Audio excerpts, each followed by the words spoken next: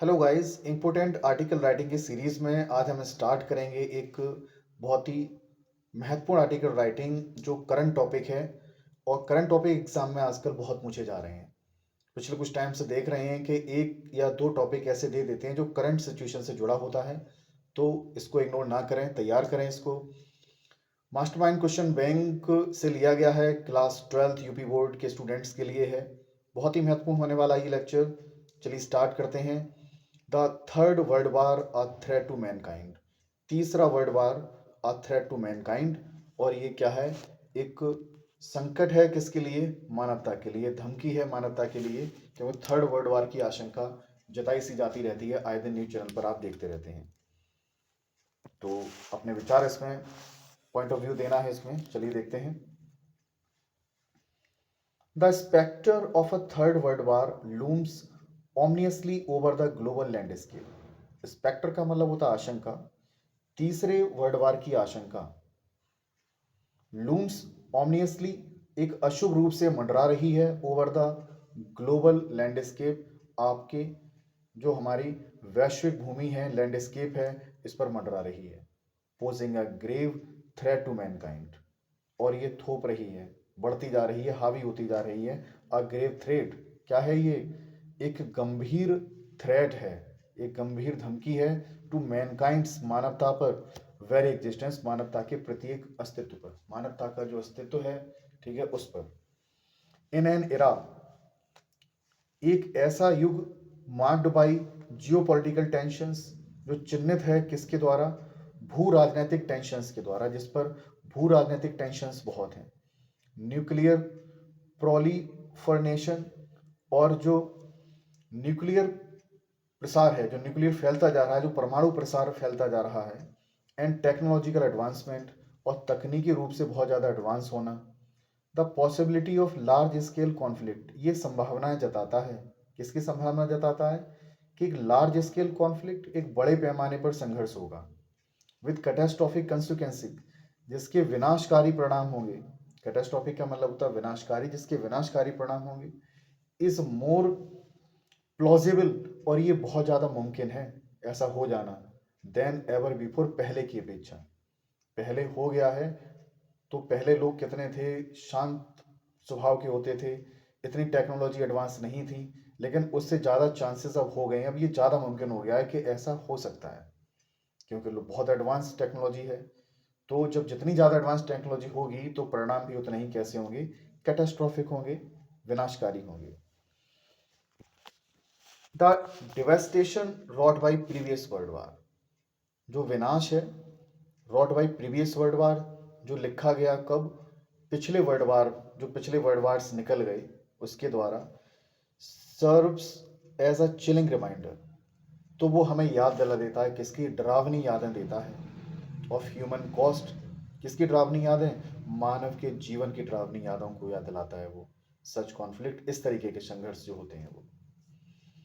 In a world, संसार, armed to the teeth with nuclear weapons, जो पूरी तरीके से सजा पड़ा है किससे? न्यूक्लियर वेपन से। जो न्यूक्लियर वेपन है, जिसके पास हथियार हैं, परमाणु हथियार हैं जी। Bio warfare capability, cyber warfare capabilities, cyber फैला हुआ है पूरे में। And potential for unimaginable destruction, और ये सक्षम है किसके लिए? पोटेंशियल, इसमें ताकत है। फॉर अनइमेजिनेबल, क्या आप कल्पना नहीं कर सकते हैं? एक ऐसा विनाश है। इज ऑल टू रियल, और ये वास्तव में कैसा है? ये सच्चा है। कैसा हो सकता है?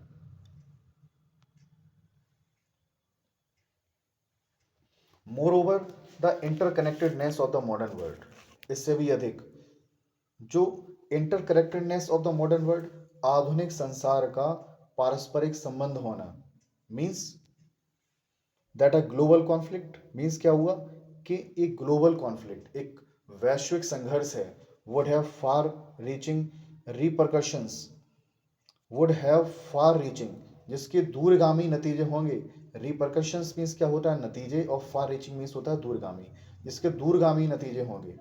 डिसरप्टिव डिसरप्टिव इकोनॉमीज, और जो भंग हो रही है क्या? इकोनॉमीज, अर्थव्यवस्था। डिस्प्लेसिंग पॉपुलेशंस, पॉपुलेशंस डिस्प्लेस हो रही है।